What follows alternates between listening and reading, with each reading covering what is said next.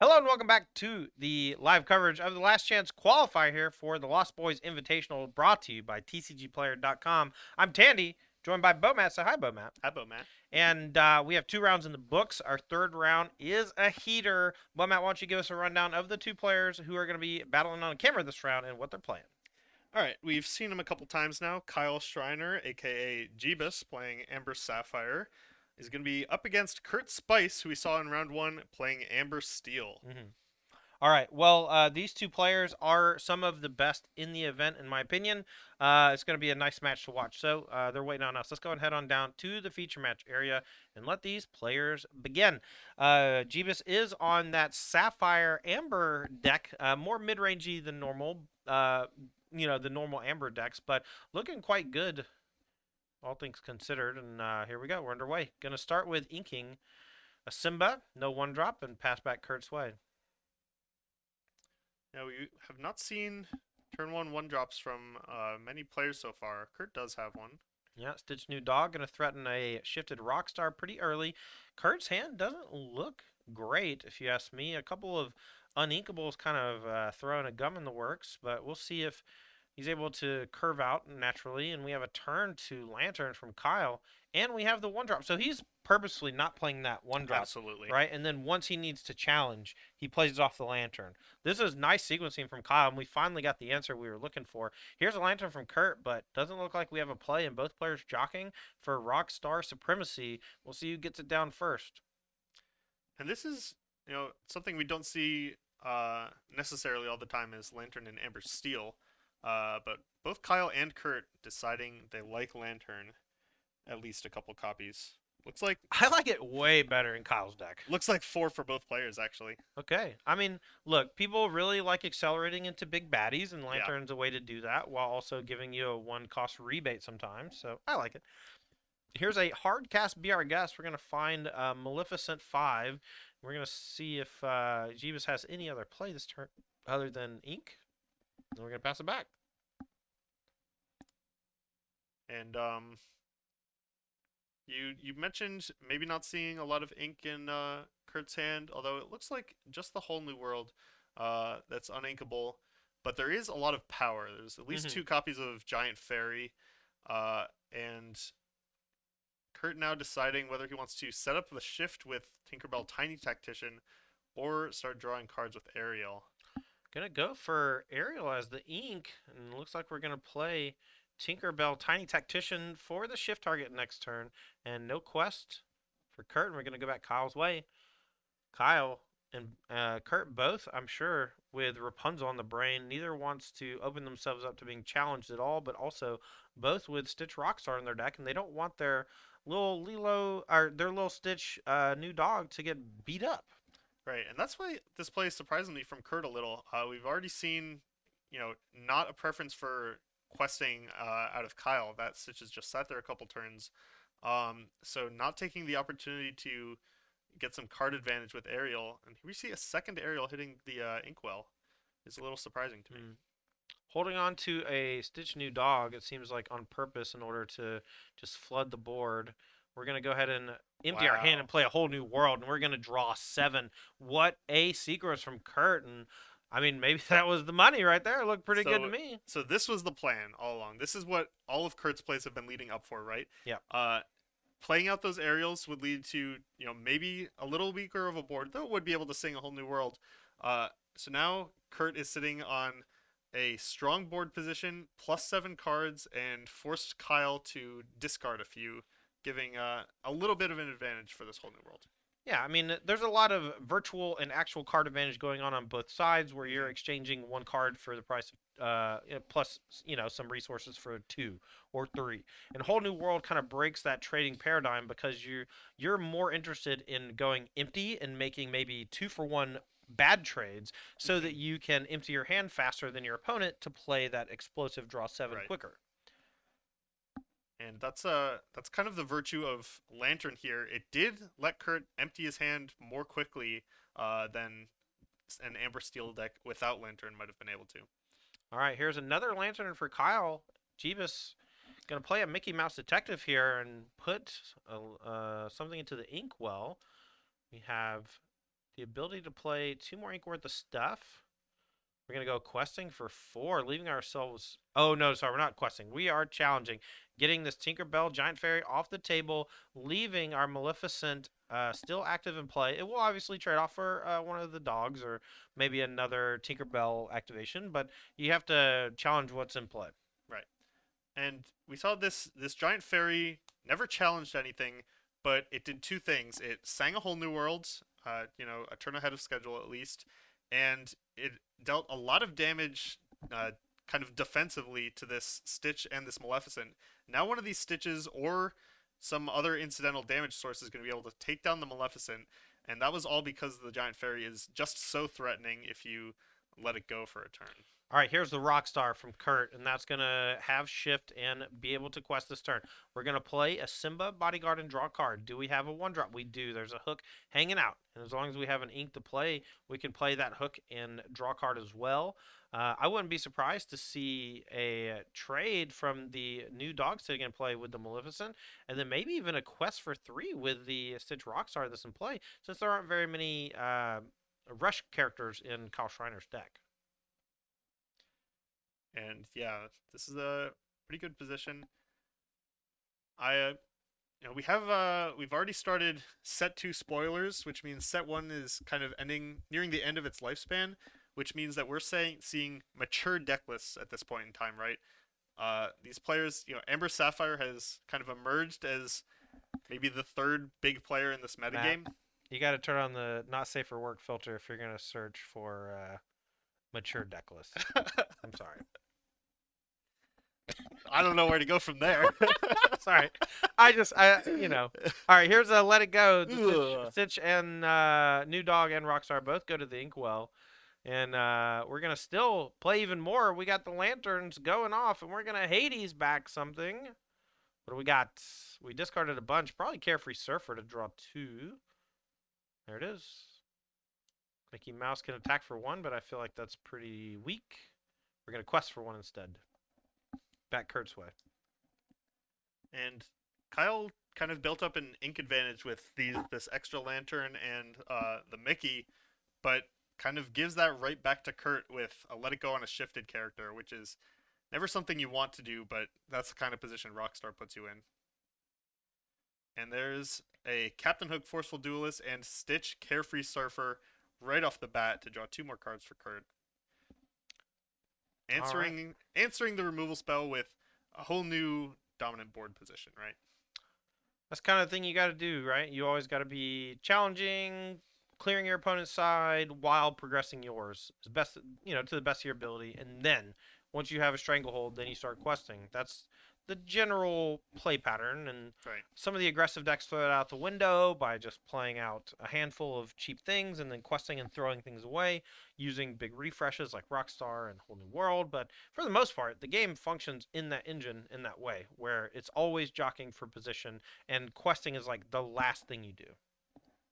Right. We have definitely seen games playing out that way, where just a couple turns of questing is usually what ends the game. And Kyle trying to figure out the best way to come back from this. We're going to start with Surf. It's pretty good. Now, it looks like he's like really far behind, but actually it's just a Carefree Surfer and 3 goons, right? It's just a bunch of dorks that aren't doing much, and they only quest for 1, and Kurt's only at 3. So you're not under a lot of duress. The Carefree Surfer's body as a 4/8 means it's going to be hard to challenge. But, Kyle has tons of cards in his deck that can get rid of it 1v1, right? And that's Let It Go, Hades 7-drop, things like that. Got plenty of time.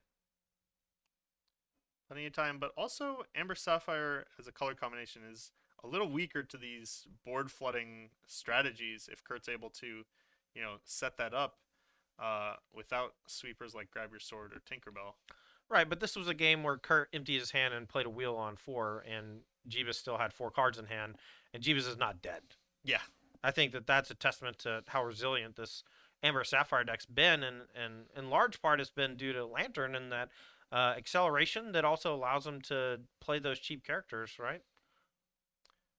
Right. If you're looking to get extra ink starting as early as turn 2, 1 jump ahead is an option within Sapphire itself, but the benefit of playing Lantern is usually that you get to spend the ink right away on a character, and we've seen Kyle take advantage of that a few times already. All right, hand has You Have Forgotten Me.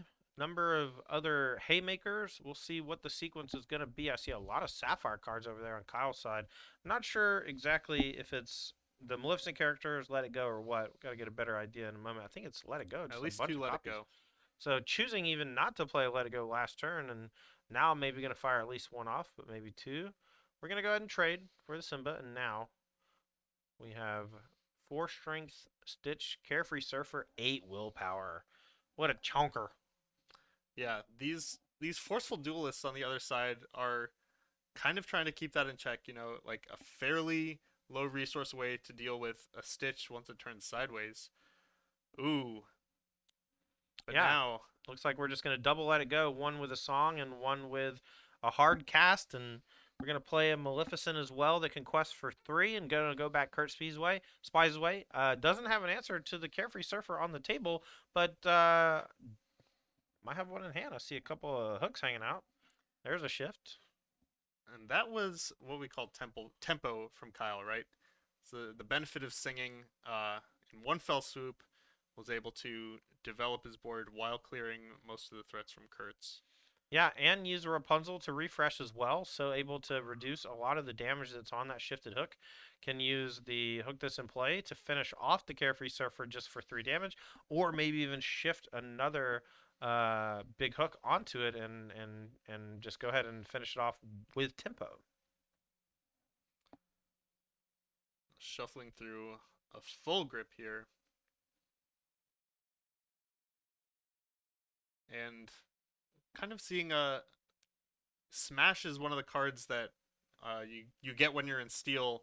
That's a little less impactful than Grab Your Sword, but still a benefit in this matchup, as we see kind of able to meet out damage in exactly the way that's most beneficial to you without having to rely on those huge removal spells with the downside in Let It Go and Hades. Right. While Hades and Let It Go are both quite good at dealing with, large opposing characters, that downside of giving your opponent ink allows cards like Carefree Surfer, Rockstar, you know, Hades, Rapunzel to just be absolutely bonkers because Mm-hmm. you have so many more resources to use them. We're gonna ink. You have forgotten me. Truly, you have forgotten me, my son. Maleficent gonna deal some damage, and guess what? It's Rapunzel time. Neither player can quest or challenge without meeting a Rapunzel. Right, and we're I think we drew too many cards. All right, one moment. I'm gonna go see if. hmm. Yeah, one second. I'm gonna go see if I can figure this out. I want to make sure that this is on the up and up. Right. While Todd's investigating, talk a little bit about that You Have Forgotten Me that just got inked. Uh, a round or two ago, we saw You Have Forgotten Me cast when the opponent had 4 cards in hand, and you're not getting them empty-handed, but you kind of have to use it or lose it before they empty their hand. With Kurt sitting at 7, Kyle knows he's just never going to have a very impactful You Have Forgotten Me. So now we see Kyle here. The players are figuring out the fix for this extra card. Looks like one of the cards was just put back on top, and then we're shuffling the unknown portion of the deck, just like you would in Magic. And and it looks like we have gotten the games back into a fixed state. Kyle now gets to use these Rapunzel resources. All right, now we're gonna play Mickey Mouse Detective. Oh no, excuse me. We played the Maleficent again. Another Maleficent, excuse me. All right, Kurt Spy's way. Board full of characters, handful of cards. See what you can do. Plenty of ink. Yeah. See a Grab Your Sword hanging. That could be a nice start to helping chew some stuff up, but you don't want to leave damage on characters too often if you can help it.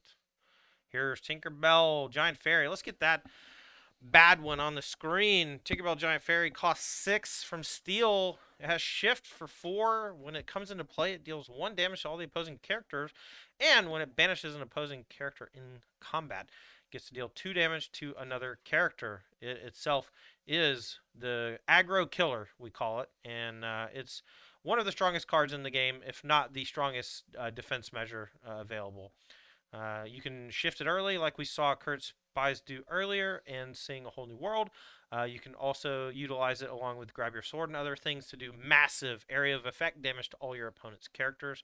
Unfortunately for Kurt in the spot, Kyle has tons of willpower, so it's not quite that effective. Yeah, and this is kind of a reason that we're seeing players move towards Amber Sapphire. Uh, Amber Sapphire is possibly the best shell for Rapunzel. With all this willpower, you're able to get on your characters, and as a bonus, you're significantly more resilient to Tinkerbell Giant Fairy and Grab Your Sword. All right, a lot of attacks here from Kyle, and we're going to jam into the Rapunzel and knock it down. And the Let It Go takes care of that Tinkerbell, and now we're going to go back Kurt's way. Both players here flush with resources, but it looks like Kurt is on the warpath. Here comes Carefree Surfer. We're going to draw 2. Finds Whole New World, but a handful of cards doesn't really want to play that one. We can shift a hook and attack something for 5. We have a lot of options.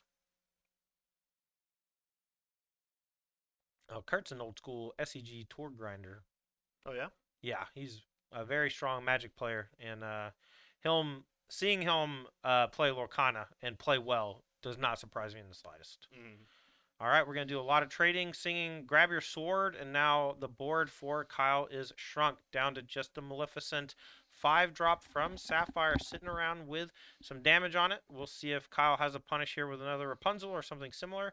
And here's a LeFou from Kurt Spies, and now we are gonna go back Jeebus's way. It took a couple turns there for Kurt to get out of that spot, but was eventually rewarded with a very efficient turn, uh, getting to take advantage of all that extra grab your sword damage. Even though one grab your sword doesn't clear any of Kyle's characters, if you have enough characters of your own on on Kurt's side to challenge with, you can really take advantage of that incidental damage. All right, Be Our Guest finds Hades, a nice little pickup there, and able to turn that Be Our Guest into a removal spell. And it does go to the Inkwell, and now Kyle gonna ink the Phyllisades, and we're gonna play a Mickey Mouse. And now we got a pile full of ink and no cards in hand, and we're gonna go back Kurt's way, who still has 4 in the grip, including another Carefree Surfer. He never runs out of gas. It's a gas-powered stick. Yeah, that's never runs out of gas. Never a great feeling when you play out your last card and then you look up and your opponent's shuffling a full grip around. Look at all this noise I'm able to make. Bonk. Here's Carefree Surfer. Ooh, we found a Rapunzel. Nothing to challenge, so I guess it can only draw 1 card. So instead, Kurt just going to flood with some more cheap characters. Here comes a Simba. We're going to loot away a Whole New World. We don't want to give our opponent 7 freshies when we are way ahead. Here's a Be Our Guest. Top 4. We find another Rockstar. We can perhaps shift that onto a Carefree Surfer, but it might just be more viable to just play it. Right, this is not a matchup where you have to worry about overextending. Right, there's no Be Prepared on the other side. There's not even there's not even a Grab Your Sword. That'll do it. Jeebus packs it in. Game 1 goes to Kurt Spies. All right, as these players are shuffling up here for game number 2, I want to take a moment and shout out our sponsors for this weekend's festivities. First off, thank you to Cards and Castles 2. This awesome card battler. It plays a lot like the old Final Fantasy Tactics games. I don't know if you've played any of those, but you get to place your units as you draw them off the top of your deck. There's a resource system where you increase your gold every turn. There are all sorts of units that you can play on the field that have special abilities. It's a very fun game. It's free to play. Check out Cards and Castles 2 on Steam. I'll post the link for you in chat in just a minute. Big shout out to Ultimate Guard, the #1 source for all TCG supplies, such as the Katana Sleeves, the Archive Deck Box. We are big fans of TCG Player. and or sorry, we are big fans of Ultimate Guard and the awesome products that they make. Also, shout out to our flagship sponsor for this weekend event. It is TCGplayer.com. They are the #1 source for all things related to the TCG Player marketplace, from Pokemon, Magic the Gathering, and now Disney's Lorcana. Make sure to check out the wide open marketplace. I know like every store sells on TCG Player, Exactly. right? So if you want singles, That's the place to go be. there, right?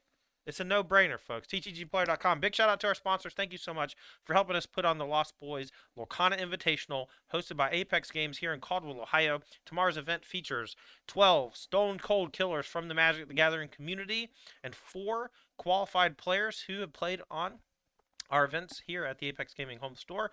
We have 16 players here in our last chance qualifier, fighting for 2 slots, and we're hoping that we'll see some really good games here from Jeebus, aka Kyle Schreiner, and Kurt Spies, 2 players who know their way around a card game. We'll see which one can take it down. Kurt is up a game. We'll get these lore totals reset for you in just a second. 0-0. Game hasn't started yet. Both players have finished mulligans, and we're going to be off to the races with Kyle Schreiner on the play. Be our guest in a pass. Taking a look at deck lists here, one card that Kyle has that Kurt did not decide to show up with is 3 copies of You Have Forgotten Me. And games can quickly get out of hand with, a whole new world. Not very effective after that, but I'm wondering if we're going to see Kyle hit a really well-timed You Have Forgotten Me and kind of mess up Kurt's game plan that he was setting up. All right. Well, both players here starting off with Lantern. Kurt also has a Stitch New Dog. Can use the Lantern to play another Stitch New Dog, but chooses instead not to.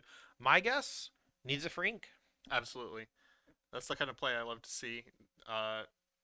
People have learned that on turn 1 you can decide not to play your 1-drop, but even as we get further into the game, you have to kind of reserve cards like Stitch for ink. All right, Kurt thumbed through his hand, looking for the perfect card to play as ink. Last game was able to have the explosive turn 4 shift plus sing a whole new world. Maybe looking to do that again, but I see a Rockstar. Stitch Rockstar coming down this turn seems pretty good. It does, especially since It's not like a butt was coming. No. It does. See, it was about to be a butt, but then I remembered that the answer Kyle would have would be Let It Go, which you're perfectly happy about if it's hitting your shifted Stitch. Bingo. But Kurt doesn't want it to die just yet. Even though he's got a Carefree Surfer in hand, I feel like that was just the play. But Kurt disagrees, and that's okay. We're going to play 6 for Robin Hood Archer. Hey, I only got 3 cards in hand. I'm going to draw. Kurt, my man, empty the hand. And, last turn we also saw some strange early game plays for Kurt as well, but they lined up perfectly with his game plan, which was a whole new world. So I would not be surprised if Kurt has, visualized exactly how he wants these next couple turns to go. And there's a Stitch. All right, we get the Rockstar down, and we're going to play Captain Hook, Forceful Duelist, and draw a card. It seemed like he just really wanted to make sure he got at least 1 card out of the Rockstar there. Right. Could have shifted last turn, chose not to. Played a new dog, one thing I want to note is that Kurt multiple times last turn last turn had the chance to play Simba Protective Cub, chose not to, chose to play the 1-cost Stitch New Dog instead. What do you think about that? Right. I think that is curious. One reason to play the Stitch New Dog on the previous turn is prioritizing making sure at least one of them sticks around, and he was rewarded for that. And rewarded for taking the time to get a card off this Rockstar, because Kyle did have the answer. Yeah, Let It Go takes care of the Stitch Rockstar, but it and the shifted Stitch New Dog underneath it both go to the Inkwell, and now Kurt is flush with resources and has 2 copies of Carefree Surfer in hand, which we're going to go play in and draw 2. We'll see what he wants to do after that. Kind of a theme we've seen so far over these 2 games watching Kurt is not preferring, consistent, what's the best possible play on every turn, but prioritizing really powerful game swinging turns. And it seems to be lining up fairly well for him, though these. I think there's an extra Carefree Surfer in hand. No, never mind. No, there is. This Carefree Surfer might be a little more hard to get off once he has traded off these 1-drops.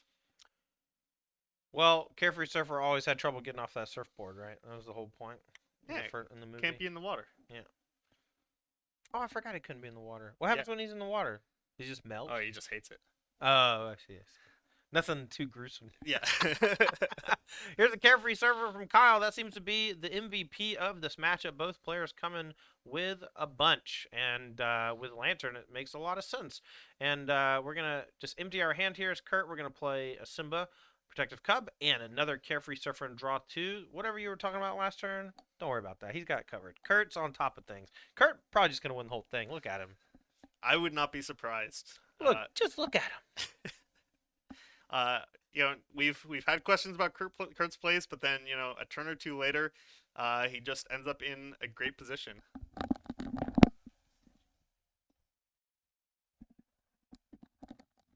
All right, Twitch chat has informed me that Stitch is dense, has a high density, which means he will sink immediately if put into the water. And so a defensive mechanism for Helminthus species, I guess, is to stay away from water at all costs because of how easy it is to drown.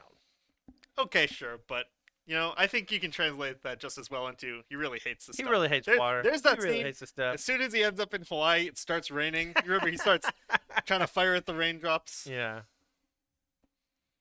All right, we have an Ariel gonna go look and finds the Grab Your Sword. That's a nice one, but I don't know. I guess he has another choice if he's thinking about it. The Whole New World seems to be up in there, but I think we are far enough ahead on resources that maybe the Grab Your Sword is better, but no, too many large characters on the other side, and we're gonna go for that powerful draw 7 and maybe even play it here off the Carefree Surfer of our own. Yeah, it's pretty surprising to me. We were even with the high willpower on Kyle's characters, we were able to see some pretty effective ones last game, but Kurt deciding that this is going to be a game where Whole New World matters, and he might just be able to set that up for himself. All right, and we are going to go ahead and do it. We played out as much of our hand as we could, and then we're going to sing A Whole New World and give both players 7 fresh cards.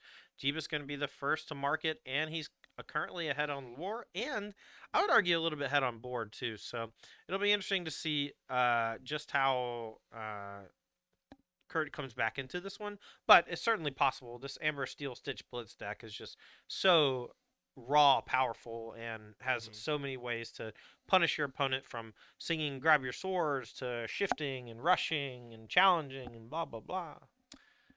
Yeah, after a player plays A Whole New World, we often see one or both players dumping a whole lot of threats at once or dumping a lot of efficient answers. And one thing about Amber Steel as compared to Sapphire is the answers in Amber Steel are a lot more efficient a lot of the time. Kyle's going to use like half or most of his turn to play these Hades or let it goes, whereas Kurt, a little more broad interaction. Yeah, and I mean that's just why the Ember Steel deck is built like it is because your whole goal is to empty your hand before you play a draw 7. And while Stitch Rockstar is not quite a draw 7, it's very similar in what it does in the game, which is give you a huge burst of resources as long as you play a bunch of cheap characters. Here's a big turn from Jeebus, though, going to chew up essentially the entire side of Kurt Spies' board and leaves most of his characters intact. Kurt, going back your way. We'll see if he has a way to clear something like Sing Grab Your Sword plus another Tinkerbell, or maybe double Grab Your Sword could be quite good. Very scary. Quite good is an understatement. Well, you know.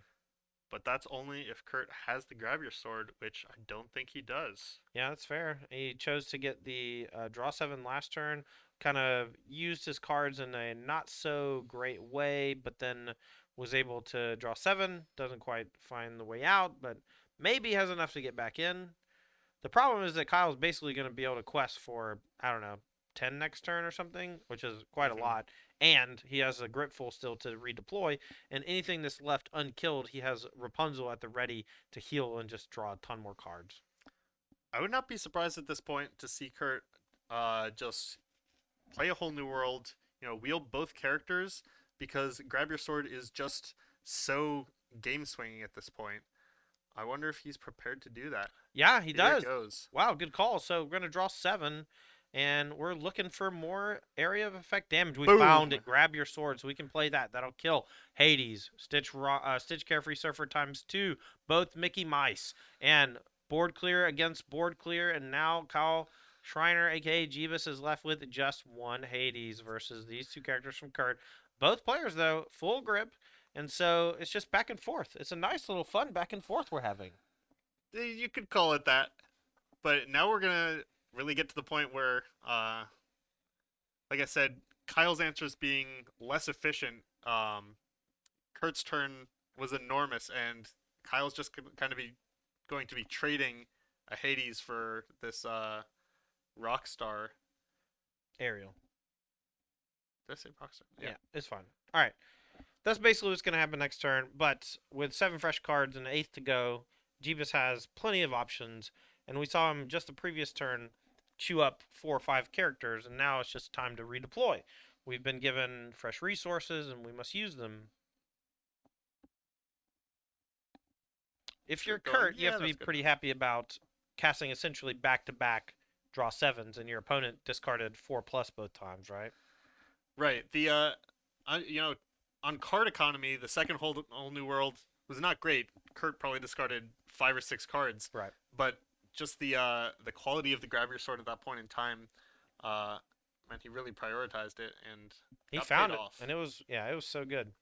A lot of dice back in the dice box. Mm-hmm. All right, so Jeebus here gonna spend. Looks like we're going for a Rockstar. Okay, so maybe gonna flood the board with a bunch of 1s and 2s. We'll see how many.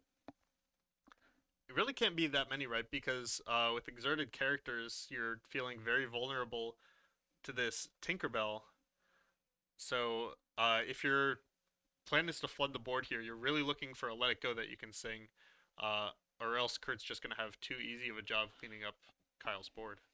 I mean, that's fair. The Tinkerbell's going to get like 1 hit in, and then it's probably going to get challenged and die. But, you know, it seems like Jeebus is content to end no trade. No trade is wild to me. You know, I think I like this. It's not even a trade. No. Oh, because you don't want the Tink to just get you. Right. Okay. So Kyle decides one of his best tools is his high willpower. And you can't really utilize high willpower if you're letting Tinkerbell get free damage off. So Kyle just loads the board up with an extra 6 lore and hopes to be able to challenge Kurt's board after all of his action. All right, well, 2 Stitch Carefree servers deployed thanks to the strength of those lanterns and the extra resources from Hades and Let It Go. And now Kurt firmly in the driver's seat. Definitely fine to just quest and do all manner of things, because if Jeebus, aka Kyle Shriner, ever decides to go challenging or questing, Tinkerbell is gonna come feasting. Yeah, that double Carefree Surfer turn is absolutely brutal for Kyle's plan here. His large plays were just answered by 2 almost identical large plays, except Kurt's drew 2 cards, and now Kyle is kind of in trouble against this Tinkerbell. But we do see Hades, Lord of the Underworld here. Definitely going to pick up this Hades Infernal Schemer and probably take care of that Tinkerbell threat. Though Kyle does have to think about it. All right, Tink down. I mean, there's a lot of stuff going on the other side, and you have to try to figure out a way out of it. But my guess is Kurt is on his way to victory and likely going to put himself in a great position to make the top 4 here in our last chance qualifier. We are giving away 2 slots in this event to the Lost Boys Lorcana Invitational, hosted by Apex Gaming and sponsored by TCGplayer.com. We'll be having 16 players battle it out across 2 days, tomorrow and Sunday, for their fair share of $5,000 in cash, and these players are trying to get into that event. Both players are 101. They picked up an unintentional draw earlier, but Kurt is up a game here and looking to take it down. And Kyle decides with that Tink off the battlefield, it's a little bit more to his advantage to quest than to sit around. But, you know, just even partial challenges from Kurt here can soften Kyle's cards up for grab your sword. which right on top there for Kurt. This is a really impressive showing for Amber Steel against Amber Sapphire. These grab your swords have done a ton of work even against high willpower. All right, we have Carefree Surfer gonna come in challenging. We have Grab Your Sword dealing some damage. We're gonna try to clean things up a little bit. Jeebus is at a very high lore total here, but we might be able to contain things. All right, it's going to be close, but I think Kurt has the tools to be able to barely squeeze out of this one. Yeah, I think so too. Just deciding exactly how he wants to deploy them. I saw Smash. I know the Simba can just run into the Hades and trade because it has it's a 3/6, right? And so we have 2 clears set up without either of our characters even taking damage. But we're going to go ahead and just play another Grab Your Sword, and that's going to kill the Hades, put another damage on, 2 damage onto the Rockstar, and now the Rockstar. Wow, a full clear from Kurt, even against the or against the ready characters, and now with 2 Carefree Surfers, Rapunzel, LeFou, and Ariel, and even a Stitch new dog. Wow. Yeah, What a turn. The story of this match has really been Grab Your Sword. And I remember, I think it was the day before that card was officially previewed. I was talking to fellow Lost Boy Zach, wondering, are we going to get a damage-based sweeper? Maybe. Zach who? Zach Weaver. There you go. Thank you. Sorry. I wonder if we're going to get a damage-based sweeper. Maybe 4 ink for 2 damage to each character, and then the next day we saw 5 ink, but it does it to only your opponent's characters? Yes. This is ludicrous. And, yeah. And it's that's a exactly what we're song. saying. And it's a song. Yeah, so cool. So, Grab Your Sword, fan favorite out of Steel, and one of the easiest ways to beat up on those smaller characters. We get smaller characters? Because I've seen a lot of big characters get also absolutely et up. Et up. Shrimp et touffee up. All right. Bunch of small dorks from Kyle Schreiner, aka Jeebus, and we're going to go back Kurt Spies' way. And I cannot imagine that he's going to lose this game, and he's going to likely defeat Kyle Schreiner here and move to 2-0-1. All right. That's going to be a great shifted Rockstar. I imagine it's going to be questing this turn, and that's going to put Kurt probably 1 turn away from winning the game. I agree, and I don't think Kyle's going to be able to quest up to win next turn, and it's going to be very hard. Oh, are we just drawing 7, or are we counting our deck? Okay. I got confused for a second. We're counting our deck because we want to make sure not to draw 7. All right, still a grip full of cards. We have the ability to quest for 3, 4, 5, 6, 7, 8, 9, 10, 11, 12, up to 18 next turn. Or this turn. Ooh, and we're going to kill that new dog to ensure that no shift plus quest for 3s happen and kill us.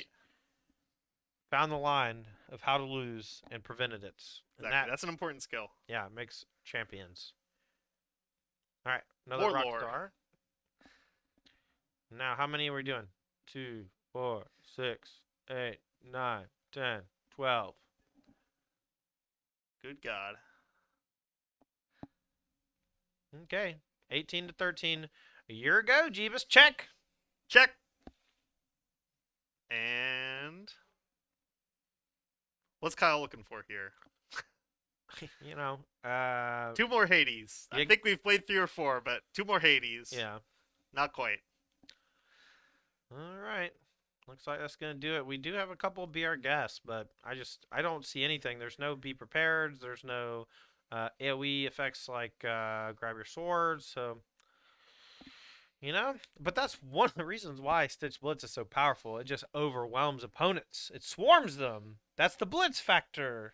Yeah, blitzing with these 7 drops. Okay, all right. Once we're on turn, 18 or whatever, we got like 20 lore in play for each, or 20 ink in play for each player. All I know is that 4 copies of Lantern, you got to play payoffs, and Carefree Surfer is a pretty darn good payoff. It is. Definitely a card that players are emphasizing at this point in the meta. All right, and checkmate. Jeebus packs it in. Going to move to 1-1-1. Might be able to squeak into top 4 with the win next round, but I don't know for sure. But Kurt at 2-0-1 is looking well set up to make it into the top 4.